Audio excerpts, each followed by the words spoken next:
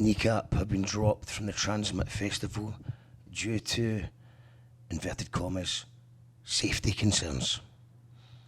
Safety concerns from the police Scotland, and possibly is likely due to the fact that the Orange Walk is in town the very next day. So I'm obviously disappointed but not surprised that Police Scotland have no safety concerns over sectarian marches. I'm disappointed in First Minister John Swinney and the Scottish Government for applying pressure on the festival. And I'm obviously disappointed in Live Nation for folding like a deck chair under a bit of pressure. At this stage, details are still very sketchy. BBC claims that Kneecap have pulled out, but that would appear to be a complete and blatant lie. So nothing new there from the British Broadcasting Corporation.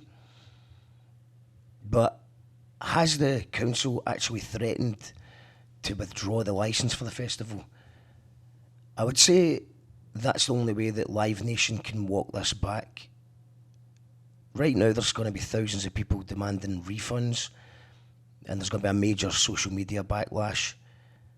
So considering Live Nation only care about profit, then if I was just to hazard a guess, I would say that the festival was in jeopardy if they continued with Kneecap on the bill. It all feels very sinister and could be the beginning of censorship of the arts on a whole new scale I've never seen before in my lifetime. And I don't even know how the refunds are going to work, because I know with festivals it usually says in the small print that bans and times are subject to change, but there'll be even bigger backlash if they don't refund the people. And another thing I want to just bring up is everyone clutching their pearls at Kneecap lyrics. These are usually people that like to talk about freedom of speech, and they appear on Glasgow Live comment threads talking about how you would get more jail time for saying hurty words. Where is the hurty words gang at today? They're nowhere to be found with regards to this. And then the other irony is that 50 Cent is still on the bill. A man who's made a career out of doing songs about gun violence, drug dealing and misogyny since the late 90s. And I'm not for 1 second saying we should ban 50 Cent. But if I were to play a game and compare lyrics, you would say, you know, if you compare 50 Cent's lyrics with Kneecap lyrics, what 50 Cent says is definitely much worse. But nobody cares because he'll never say Free Palestine on stage. And he doesn't really get political apart from the occasional pro-Trump Instagram post. I loved Get Rich or Die Trying, which is 50 Cent's breakout album. It was a great album. I loved it.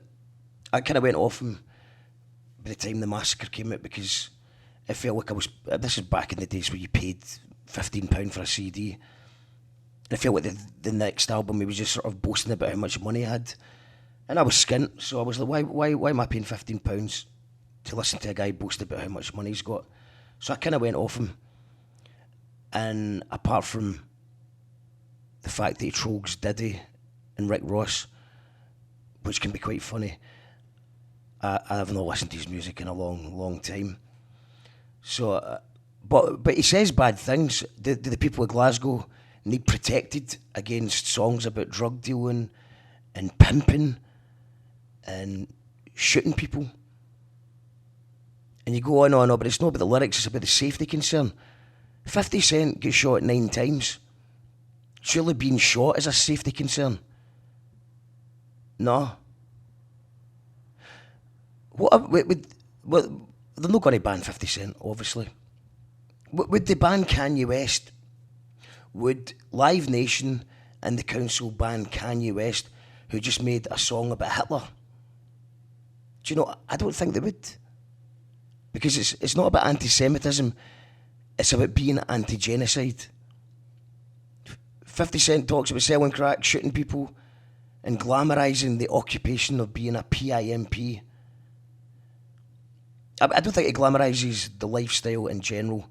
Rather, it reflects his experiences, which is what an artist is supposed to do. It's the same thing Kneecap are doing.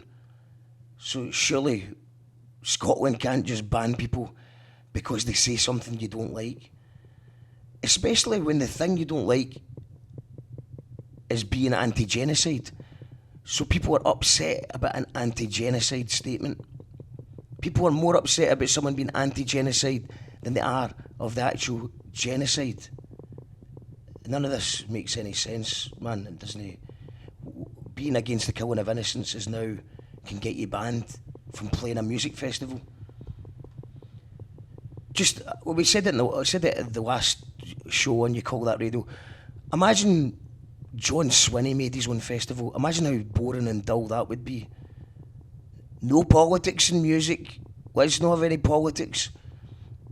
Imagine Police Scotland were in charge of throwing a party. Imagine how shite that would be and all. Remember, all this drama started because Kneecap had a Free Palestine banner at Coachella.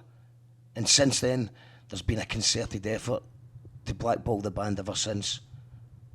And it disgusts me that the council, the First Minister, or the police can dictate who or doesn't play. And Kneecap will still play Glasgow. Now on the 8th of July at the Academy, it will sell out rapid. I expect them to add a couple more dates to that. Because what you're witnessing is the Barbra Streisand effect in real time. The more you try to ban a band, the more people want to see them. And yeah, I expect Kneecap to go from strength to strength. And I expect Transmit to have some major problems this year. It could destroy the festival. And then the Scottish Government's got to look at, they've just destroyed their biggest festival in Scotland, and reflect on that. There should be a lot of reflecting done. It's bang out of order, and tickets are on sale. I'll put a link to get the pre-sale tickets for Kneecap. I expect that to sell out rapid. And yeah, let me know if you agree. What do you think about this? This is mental to me. Absolutely mental.